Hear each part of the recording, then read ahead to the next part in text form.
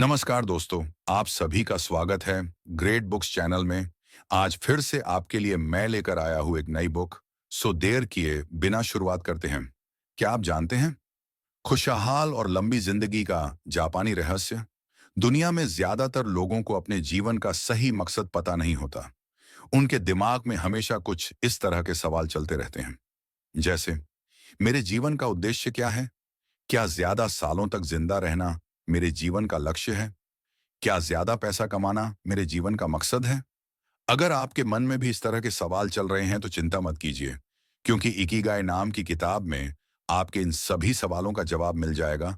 और आज हम आपको इस लेख में इकिगाई मीनिंग और इकिगाई बुक समरी के माध्यम से खुशहाल और लंबी जिंदगी जीने के जापानी रहस्य बताने वाले हैं। दोस्तों, कुछ लोगों को अपने जीवन का मकसद पता होता है और वो अपने कमसद हासिल करने के लिए ही जीते हैं। लेकिन कुछ ऐसे भी लोग होते हैं जो अपनी पूरी जिंदगी दुविधा में निकाल देते हैं और वे अपने मकसद से बिल्कुल अनजान रहते हैं। आखिर ऐसा क्यों होता है? इस लेख में हम यही जानने की कोशिश करेंगे। इकिगाई एक जापानी शब्द है और इसी शब्द में जापान के लोगों की लंबी आयु का रहस्य छिपा है। इकिगाई का सामान्य अर्थ हमेशा व्यस्त रहने से मिलने वाला आनंद है। जापान के ओकिनावा आइलैंड में सबसे ज्यादा उम्र वाले लोग पाए जाते हैं, जिसका कारण है उनका इकिगाई। वहां के लोग अपना हर दिन इकिगाई के हिसाब जीते हैं। दोस्तों, इस किताब का असली मकसद जापान के ओकिनावा आइलैंड के लोगों की लंबी उम्र का राज आपके सामने उजागर करना है और साथ ही आपको आपका इकिगाई ढूंढने में मदद करना है। ऐसे स्थानों को जहां लंबी आयु वाले लोगों की संख्या सबसे अधिक पाई जाती है, उन्हें ब्लू जोन कहा जाता है। और जापान का ओकिनावा आइलैंड ब्लू जोन की श्रेणी में पहले स्थान पर आता है। इकिगाई बुक के बारे में इकिगाई का क्या है? अपने इकिगाई की पहचान कैसे करें? Step 1, passion step 2, profession step 3, vocation step 4, mission. बढ़ती उम्र में भी युवा रहने की कला आपके अस्तित्व की वजह क्या है? कभी भी रिटायर ना हो, 80% का रहस्य मुआई, जीवन से जुड़ना, उम्र ना बढ़ने का राज। छोटी छोटी बातें आपको आनंद और दीर्घायु देती हैं। कार्यक्षम और युवा शरीर, दीर्घायु का सबसे बड़ा शत्रु तनाव। तनाव कैसे काम करता है? लगातार ज्यादा बैठे रहने से भी बुढ़ापा आता है। युवा रहने का नजरिया लोगोथेरेपी से इकिगाई तक, लंबी आयु तक जीने की कला। लोगोथेरेपी मोरिता थेरेपी, अपने हर काम में प्रवाह की खोज करें। कार्य और खाली समय का इस्तेमाल, अपने विकास के लिए कैसे करें? प्रवाह का क्या मतलब है? ये उपाय आपको प्रवाह में मदद करेंगे। विश्व के सबसे दीर्घायु लोगों का महत्वपूर्ण मार्गदर्शन। विश्व के सबसे लंबी आयु वाले लोगों का खान पान कैसा होता है? सेम्पिंचा का राज, ग्रीन टी का राज, शिकुवासा फल का राज, स्वस्थ और शतायु। जीवन के लिए व्यायाम, योग, रेडियो ताइपो, ताई ची चुनौतियों का सामना कैसे करें? वाबी साबी और इची गो इची इकिगाई के महत्वपूर्ण नियम। इकिगाई के 4 नियम क्या हैं? इकिगाई का 80% नियम क्या है? योग की शुरुआत सबसे पहले कहाँ हुई थी?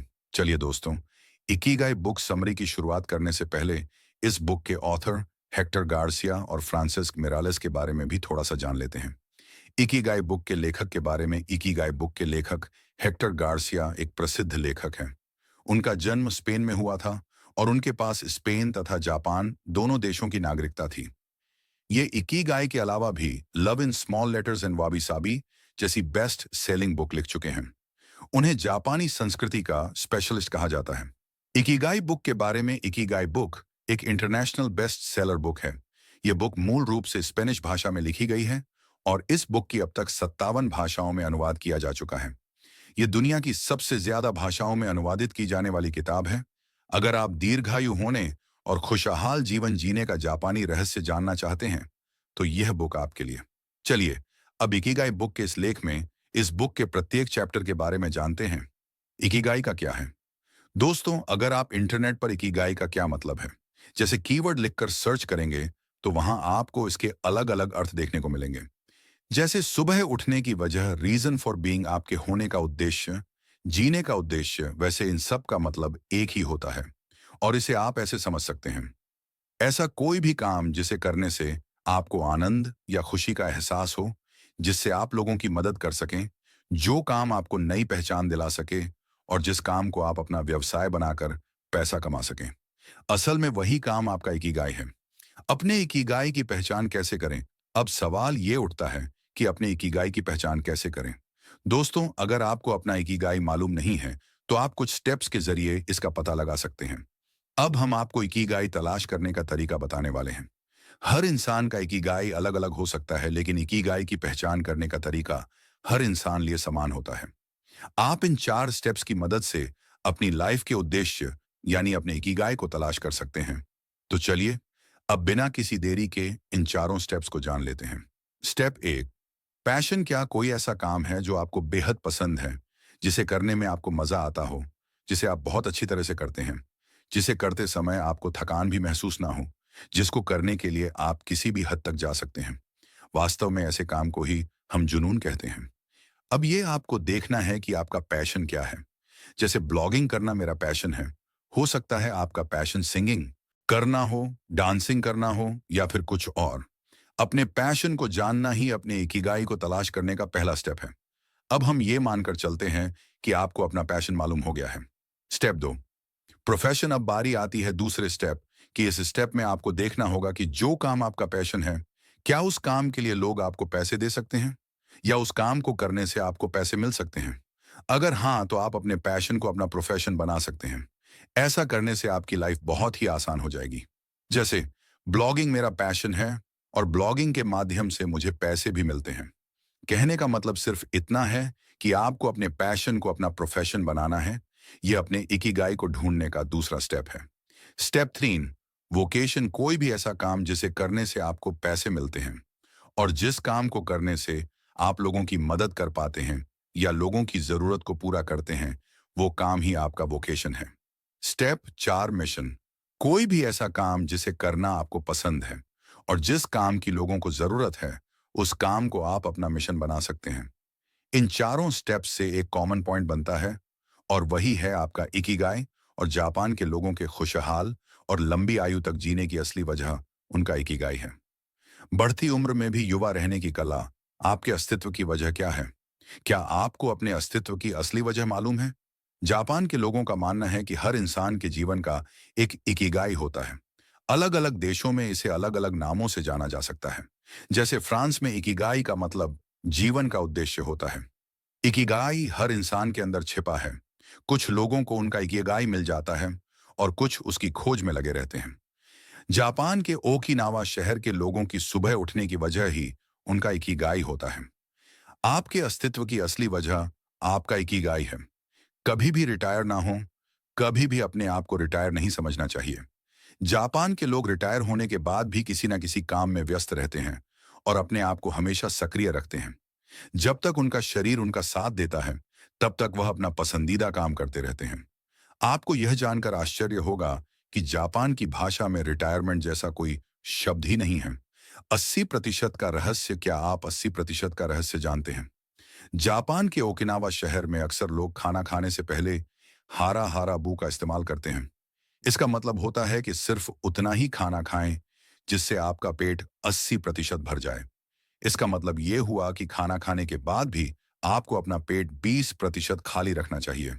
आप सोच रहे होंगे कि ऐसा करने से क्या फायदा होता है। दोस्तों, कम खाना खाने की वजह से खाना पचाने में हमारी कम ऊर्जा खर्च होती है और यह तीव्र कोशिकीय ऑक्सीडेशन की प्रक्रिया को भी कम करता है। साथ ही हमें आलस्य भी कम आता है।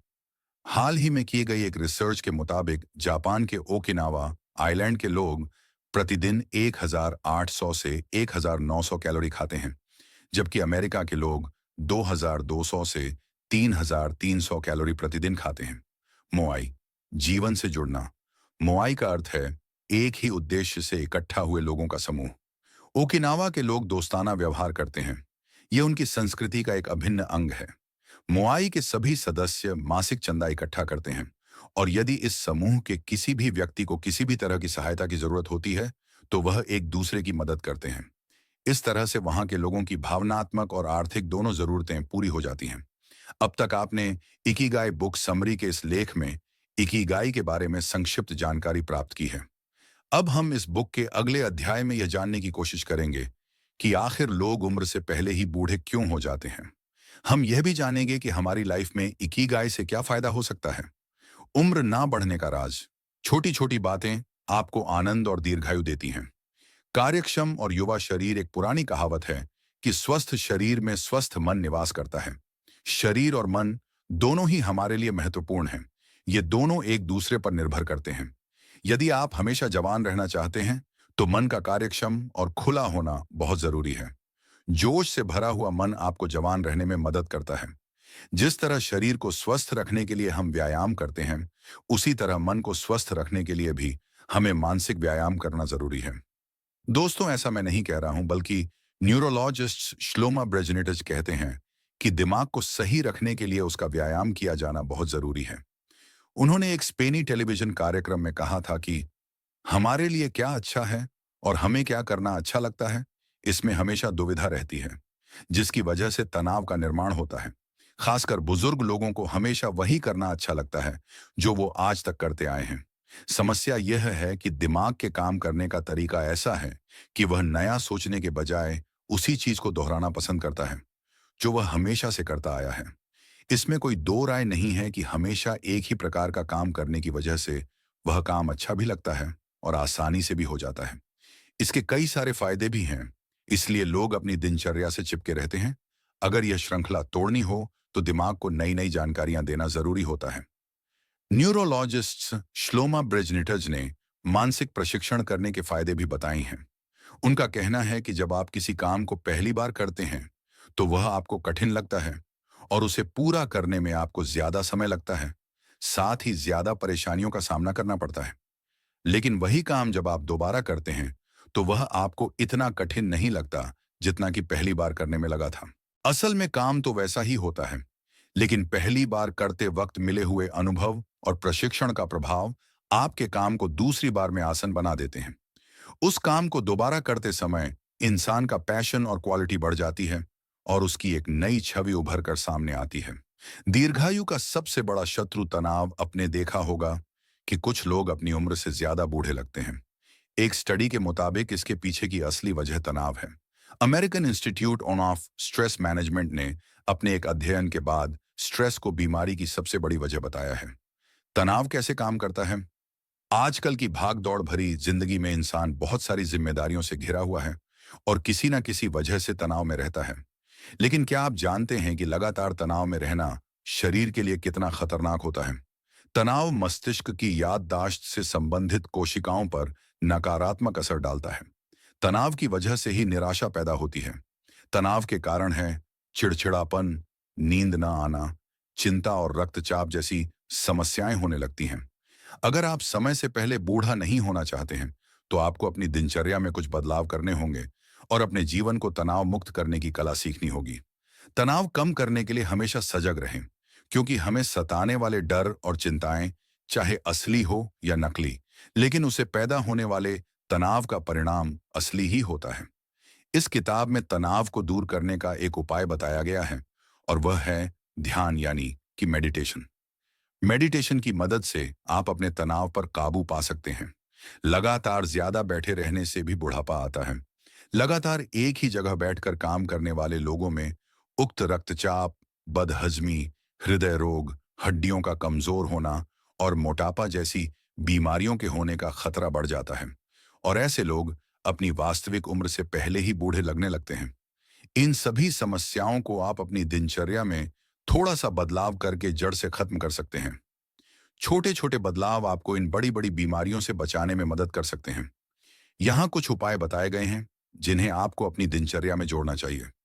जैसे, अगर आप कोई ऐसा काम करते हैं जिसमें आपको दिन भर बैठना पड़ता है तो आप कुछ देर के लिए खड़े होकर टहलने लगे। प्रत्येक दिन में कम से कम 20 मिनट पैदल चलें। टीवी या मोबाइल पर व्यर्थ बैठने से अच्छा है आप सामाजिक कार्यों में सम्मिलित हों।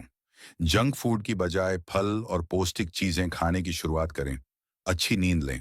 सामान्यतः 7 से 9 घंटे की नींद काफी होती है। शरीर को हानि पहुंचाने वाली आदतों को छोड़ें और अच्छी आदतों को अपनाएं। कोई ऐसा खेल या काम जरूर करें जिससे आपका शरीर मूवमेंट में रहे। युवा रहने का नजरिया, जो लोग अपनी समस्याओं और जीवन को सकारात्मक नजरिए से देखते हैं और अपनी भावनाओं को सही दिशा देना जानते हैं, ऐसे लोग लंबी आयु प्राप्त करते हैं। वर्ष 2014 में दुनिया के सबसे उम्र दराज व्यक्ति के तौर पर जाने गए 111 वर्षीय वर्ष के अलेक्जेंडर इमिच ने Guinness book of world record में नाम दर्ज होने के बाद अपनी लंबी उम्र का राज बताते हुए कहा कि बेशक अच्छे जीन्स मिलना लंबी आयु का एक कारण है, लेकिन यह एकमात्र वजह नहीं हो सकती, क्योंकि आप कैसा जीवन जीते हैं, यह बात भी लंबी उम्र के लिए सबसे महत्वपूर्ण होती है। लोगोथेरेपी से इकिगाई तक, लंबी आयु तक जीने की कला। लोगोथेरेपी क्या है? इसका सीधा सा जवाब यह है कि लोगोथेरेपी लोगों को उनके जीने का मकसद ढूंढने में मदद करती है। विक्टर फ्रैंकल ने यह निष्कर्ष निकाला कि लोगों को जिंदा रहने के लिए किसी न किसी मकसद की जरूरत होती है। विक्टर फ्रैंकल का मानना है कि जब कोई इंसान अपने जीवन में किसी चीज को हासिल करना चाहता है, तो उसे सुस्त जीवन जीना अच्छा नहीं लगता, बल्कि वह चुनौतियों से भरा जीवन जीना पसंद करता है। लेकिन आज के आधुनिक युग में इंसान वो काम नहीं करता जो उसे करना अच्छा लगता है, बल्कि वो उस काम को करता है जो उसे दूसरों के द्वारा बताया जाता है। आज के समय में ज्यादातर लोग ऐसा ही कर रहे हैं। लोग पैसों के लिए जिंदगी भर ऐसा काम करने के लिए तैयार हो जाते हैं जिसे करना उन्हें बिल्कुल भी पसंद नहीं होता है, जिसकी वजह से कई बार ऐसी परिस्थितियां पैदा हो जाती हैं कि इंसान के दिमाग में आत्महत्या करने जैसे विचार आने लगते हैं। हर किसी के पास असाधारण महान कार्य करने की क्षमता होती है। आप अपने लक्ष्य को हासिल करेंगे या नहीं, यह इस बात पर निर्भर नहीं करता है कि आप किस परिस्थिति में हैं, बल्कि यह इस बात पर निर्भर करता है कि आप उस परिस्थिति में क्या निर्णय लेते हैं। Morita therapy. मोरिता थेरेपी जीवन उद्देश्य के आधार पर जापान में विकसित की गई थेरेपी है। इस थेरेपी में इंसान की भावनाओं को जानकर उनको स्वीकार करने की सलाह दी जाती है, क्योंकि ऐसा माना जाता है कि भावनाएं हमारी क्रियाओं को दिशा देती हैं। मोरिता थेरेपी के 3 मूल सिद्धांत हैं। अपनी भावनाओं को स्वीकार करें। आप जो कर रहे हो वही करें। अपने जीवन उद्देश्य की खोज करें। मोरिता थेरेपी लगभग 15 से 30 दिन तक चलती है और इसमें 4 स्टेप्स होते हैं। अलग रहना और आराम करना, हल्का पेशेवराना प्रशिक्षण, पेशेवराना थेरेपी, सामाजिक और वास्तविक दुनिया से जुड़ना। स्टेप 1, अलग रहना और आराम करना। शुरुआत में मरीज को 5 से 7 दिनों तक एक कमरे में आराम करने के लिए छोड़ दिया जाता है और उसे बाहरी चीजों जैसे टीवी, मोबाइल, दोस्त, खेलकूद, परिवार आदि से दूर रखा जाता है। उसे सिर्फ अपनी भावनाओं में होने वाले बदलाव का अध्ययन करने की सलाह दी जाती है। इस स्थिति में मरीज काम न करने की वजह से बिल्कुल परेशान हो जाता है और कुछ न कुछ करने के लिए उतावला होने लगता है। इसके बाद इस थेरेपी के दूसरे स्टेप की शुरुआत होती है। स्टेप 2, हल्का पेशेवराना प्रशिक्षण। इस स्टेप में मरीज 5 से 7 दिनों तक चित्रकला, बागवानी, व्यायाम जैसे हल्के फुल्के कार्य करता है। उसे डॉक्टर के अलावा किसी से मिलने की इजाजत नहीं दी जाती है। उसे अपने विचारों और भावनाओं को डायरी में लिखने की सलाह दी जाती है। स्टेप 3, पेशेवराना थेरेपी। इस स्टेप में मरीज को 5 से 7 दिनों तक शारीरिक रूप से कुछ कठिन कार्य करने होते हैं। इस चरण में मरीज को दूसरे लोगों के साथ सिर्फ काम के बारे में बात करने की इजाजत दी जाती है। स्टेप 4, सामाजिक और वास्तविक दुनिया से जुड़ना। इस स्टेप में मरीज को अस्पताल से सामाजिक जीवन में जिंदगी जीने के लिए छोड़ दिया जाता है। इस पूरी प्रक्रिया का सिर्फ एक ही मकसद होता है, इंसान को उसके जीने का उद्देश्य समझाना। अपने हर काम में प्रवाह की खोज करें। कार्य और खाली समय का इस्तेमाल अपने विकास के लिए कैसे करें? अरस्तु ने कहा है कि हम जैसा करते हैं वैसे बनते हैं। इसलिए उत्कृष्टता कोई क्रिया नहीं है, यह तो हमारी आदत है। प्रवाह का क्या मतलब है? जब कोई इंसान किसी काम के साथ एकरूप हो जाता है और उस काम को करते वक्त अपना पूरा होश खोकर उसमें खो जाता है, उस अवस्था को प्रवाह कहते हैं। यानी प्रवाह एक ऐसी अवस्था है जिसमें मनुष्य आनंदित, उत्साहित और सृजनशील जीवन जीता है और तन मन से उस कार्य में जुड़ जाता है। प्रवाह की अवस्था आने पर मनुष्य अपने काम में इतना डूब जाता है कि आसपास क्या घट रहा है इससे उसे कोई फर्क नहीं पड़ता। जिस काम को करते समय आप प्रवाह की स्थिति में चले जाएं, वास्तव में वही आपका इकिगाई है। आपने अक्सर देखा होगा कि जो काम आपको पसंद है उसे करते हुए समय कब बीत जाता है आपको पता भी नहीं चलता, लेकिन जो काम आपको पसंद नहीं है उसे करते हुए समय काटे नहीं कटता। किसी भी काम को करते हुए प्रवाह की स्थिति में आने के लिए आपको इन बातों का ध्यान रखना चाहिए। आपको पता होना चाहिए कि आपको क्या करना है। आपको पता होना चाहिए कि कैसे करना है। आपको पता होना चाहिए कि इस कार्य को कितने अच्छे तरीके से किया जा सकता है। आपको भविष्य में आने वाली चुनौतियों का पता होना चाहिए। आपको जरूरी स्किल्स का पता होना चाहिए। आपका मन कंसंट्रेट होना चाहिए। अगर किसी काम को करते समय आपको ऐसा महसूस होने लगे कि आपकी एकाग्रता भंग हो रही है, तो आप नीचे दिए गए उपाय करके देखें। ये उपाय आपको प्रवाह में मदद करेंगे। उपाय 1, मुश्किल काम खोजें, लेकिन ज्यादा कठिन नहीं। आपको अपने लिए ऐसे काम की तलाश करनी चाहिए जिसे करने में आपको थोड़ी कठिनाई हो। वह काम आराम के दायरे से थोड़ा बाहर होना चाहिए, क्योंकि यदि आप अपने लिए बेहद आसान काम चुनेंगे, तो उसे करने में आपको मजा नहीं आएगा और वह काम कुछ समय बाद आपको बोरिंग लगने लगेगा। अगर आप एक ग्राफिक डिजाइनर हैं, तो अगला काम सॉफ्टवेयर सीखना हो सकता है। अगर आप एक डांसर हैं, तो आप किसी ऐसे स्टेप को सीख सकते हैं जो आपको कठिन लगता हो। जब आप अपनी रुचि और क्षमता के हिसाब से किसी काम को चुनते हैं, तो उसे करने में आनंद आने लगता है और हम प्रवाह में आने लगते हैं। और इसका साफ मतलब है कि आप अपने इकिगाई के हिसाब से काम कर रहे हैं। उपाय 2, स्पष्ट और पक्का लक्ष्य तय करें। यदि आप प्रवाह में आना चाहते हैं, तो आपके पास स्पष्ट और पक्का लक्ष्य होना चाहिए और फिर उस काम में अपने आप को पूरी तरह से झोंक देना चाहिए। यदि आपके पास स्पष्ट और पक्का लक्ष्य नहीं है, तो ये बिल्कुल ऐसा है मानो आप नक्शे के साथ समुद्र की यात्रा पर निकले हों और आपको यह मालूम नहीं कि पहुंचना कहाँ है। इसलिए आपके साथ नक्शे के अलावा कंपास भी होना जरूरी है, क्योंकि यह आपको उस जगह पर लेकर जाएगा जहां आप वास्तव में जाना चाहते हैं। यदि आपका लक्ष्य बड़ा है, तो उस लक्ष्य को छोटे छोटे टुकड़ों में बांट लें और फिर उसके एक एक टुकड़े पर पूरी ताकत से हमला करें। उपाय 3, एक ही लक्ष्य पर ध्यान केंद्रित करें। आजकल ज्यादातर लोगों की समस्या है मन का विचलित होना।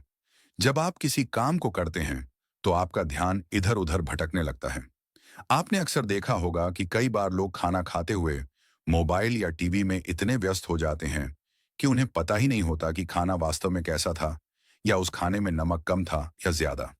कुछ लोगों को यह गलत फहमी होती है कि वे एक साथ एक से ज्यादा काम करने की वजह से अपना समय बचाते हैं। लेकिन यह साबित हो चुका है कि ऐसे लोगों की कार्य क्षमता बाकी लोगों के मुकाबले कम होती है। इसलिए काम करते समय आपका ध्यान सिर्फ अपने काम पर केंद्रित होना चाहिए। यह प्रवाह हासिल करने की सबसे इंपॉर्टेंट जरूरत है। किसी भी काम को कंसंट्रेट होकर करने के लिए इन बातों का होना बहुत जरूरी है। अच्छा माहौल, आत्मविश्वास, ध्यान, मेडिटेशन, विश्व के सबसे दीर्घायु लोगों का महत्वपूर्ण मार्गदर्शन। पूरी दुनिया में लगभग 350 से 400 लोग ऐसे हैं जिनकी उम्र 110 साल से ज्यादा है और ऐसे लोगों की संख्या सबसे ज्यादा जापान में है। इकिगाई बुक के इस अध्याय में यह बताया गया है कि दीर्घायु लोगों का अपने जीवन के बारे में क्या कहना है। आखिर ऐसे कौन से तरीके हैं जिनका प्रयोग करके लंबी आयु प्राप्त की जा सकती है। मैं आपके लिए कुछ ऐसे ही तरीके बताने जा रहा हूं जिनकी वजह से जापान के लोग लंबी आयु प्राप्त करते हैं। दीर्घायु लोगों द्वारा बताए गए लंबी उम्र के राज कुछ इस प्रकार हैं। सिर्फ अच्छा खाना खाएं, दिन में सिर्फ 2 बार ही भोजन करें, अच्छी नींद लें, 7 से 9 घंटे की नींद अच्छी मानी जाती है। जीने की इच्छा शक्ति रखें, नॉनवेज ना खाएं, हमेशा खुश मिजाज रहें, अपने मन और शरीर को हमेशा सक्रिय रखें, मादक पदार्थों का सेवन ना करें, हमेशा कुछ नया सीखते रहें और करते रहें। आप सिर्फ वर्तमान में ही जिए। अगर आपका वर्तमान अच्छा होगा, तो भविष्य खुद अच्छा बन जाएगा। हमेशा टीम भावना के साथ लोगों से मिलजुल कर रहें। अपने जीवन के अंतिम दिनों तक व्यायाम करते रहें। चिंता ना करें, अच्छी आदतें डालें, सिर्फ अच्छे दोस्त बनाएं। हमेशा सकारात्मक रहें। विश्व के सबसे लंबी आयु वाले लोगों का खान पान कैसा होता है? वर्ल्ड हेल्थ ऑर्गेनाइजेशन के अनुसार पूरी दुनिया में सबसे ज्यादा आयु वाले लोग जापान में पाए जाते हैं और जापान के ही ओकिनावा आइलैंड में सबसे ज्यादा लंबी आयु वाले लोग पाए जाते हैं।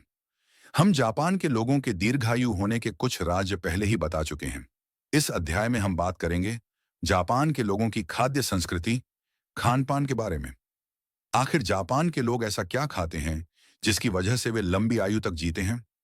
आपको बता दें कि जापान का ओकिनावा आइलैंड दुनिया की ऐसी जगह है जहां सबसे ज्यादा लंबी आयु के लोग पाए जाते हैं, उस आइलैंड पर ट्रेन और कार नहीं चलती हैं। वहां के लोग केवल साइकिल से या पैदल ही यात्रा करते हैं। जापान के ओकिनावा आइलैंड के लोगों के द्वारा प्रत्येक दिन अपने खाने में 15 ऐसे पदार्थों का प्रयोग किया जाता है जिनमें कुदरती एंटीऑक्सीडेंट पाए जाते हैं, जैसे टोफू, मिसो, टुना, गाजर, शकरकंद, गोभी, प्याज, गोया, करेला, काली मिर्च, कोम्बू, समुद्री वनस्पति, नोरी, समुद्री शैवाल, हेचिमा, ककड़ी जैसा पदार्थ, सोयाबीन, कच्चा और उबला हुआ, सेमपिंचा, जैस्मिन की चाय। ओकिनावा आइलैंड के लोग मीठे पकवान और चॉकलेट आदि का बहुत कम प्रयोग करते हैं। यहाँ के लोग प्रत्येक दिन औसतन 7 ग्राम नमक का सेवन करते हैं। सेम्पिंचा का राज जापान के ओकिनावा आइलैंड में ग्रीन टी और जैस्मिन की चाय के मिश्रण से बनी सेम्पिंचा नाम की चाय का प्रयोग करते हैं। इस चाय को पीने के काफी ज्यादा फायदे हैं, जैसे खून में कोलेस्ट्रॉल की मात्रा घट जाती है, रोग प्रतिरोधक क्षमता बढ़ जाती है, तनाव कम होता है, हार्ट अटैक होने की संभावना कम हो जाती है। ग्रीन टी का राज इस चाय की शुरुआत सबसे पहले चीन में हुई थी। स्टडी से पता चला है कि इस चाय का लंबी उम्र पाने के लिए प्रयोग किया जाता है। इसके अलावा भी इस चाय के काफी सारे फायदे हैं, जैसे ग्रीन टी के सेवन से कोलेस्ट्रॉल नियंत्रित रहता है, ब्लड शुगर की मात्रा कम होती है, ब्लड सर्कुलेशन तेज होता है, हड्डियां मजबूत होती हैं, फ्लू से संरक्षण मिलता है, अल्ट्रावायलेट किरणों से होने वाले नुकसान से बचाती है, कुछ बैक्टीरिया के संक्रमण से बचाव होता है। शिकुवासा फल का राज। शिकुवासा नींबू की तरह एक खट्टा फल है। इसका जापान के ओकिनावा थाईलैंड में सबसे ज्यादा उत्पादन किया जाता है। इसमें उच्च मात्रा में नोबिलेटिन पाया जाता है, जो हमारे शरीर में एंटीऑक्सीडेंट्स का काम करता है। शिकुवासा फल में विटामिन बी और सी के अलावा बीटा कैरोटीन और अनेक तरह के फायदेमंद मिनरल्स भी पाए जाते हैं। जापान के ओकिनावा थाईलैंड के लोगों की लंबी उम्र की एक वजह वहां पाया जाने वाला शिकुवासा फल भी माना जाता है। स्वस्थ और शतायु जीवन के लिए व्यायाम ब्लू जोन, यानी कि ऐसे स्थान जहां सबसे ज्यादा लंबी उम्र वाले लोग पाए जाते हैं, उनका अध्ययन करने के बाद यह निष्कर्ष निकाला गया कि ऐसी जगह के लोग अपने जीवन में किसी न किसी गतिविधि में जरूर लगे रहते हैं। चाहे आप शहर में रहते हो या गांव में, लेकिन अपने शरीर को स्वस्थ रखने के लिए आपको हल्के फुल्के व्यायाम जरूर करने चाहिए। नीचे आपको ऐसे ही कुछ व्यायाम की जानकारी दी गई है। योग की शुरुआत सबसे पहले भारत में हुई थी। जापान और चीन के लोग भी योग को अपनाते हैं। योग की मदद से इंसान को शरीर और मन को स्वस्थ रखने में मदद मिलती है। बुजुर्ग लोगों के लिए यह सबसे अच्छा व्यायाम है। इस व्यायाम को कोई भी कर सकता है। योग का मुख्य उद्देश्य है हमारे मूल धर्म या स्वभाव की पहचान कराना, शारीरिक और मानसिक शुद्धि देवत्व के नजदीक लेकर जाना। रेडियो टाइपो जापान के लोगों द्वारा सुबह के समय किया जाने वाला व्यायाम है। इसका मुख्य उद्देश्य लोगों के अंदर जोश और एकता की भावना का निर्माण करना होता है। ताइची ताइजिक्वान नाम से प्रसिद्ध ताइची व्यायाम जापान में काफी पुराने समय से प्रचलित है। बौद्ध धर्म में भी इसका जिक्र किया गया है। यह चीनी मार्शल आर्ट का एक अभिन्न अंग है।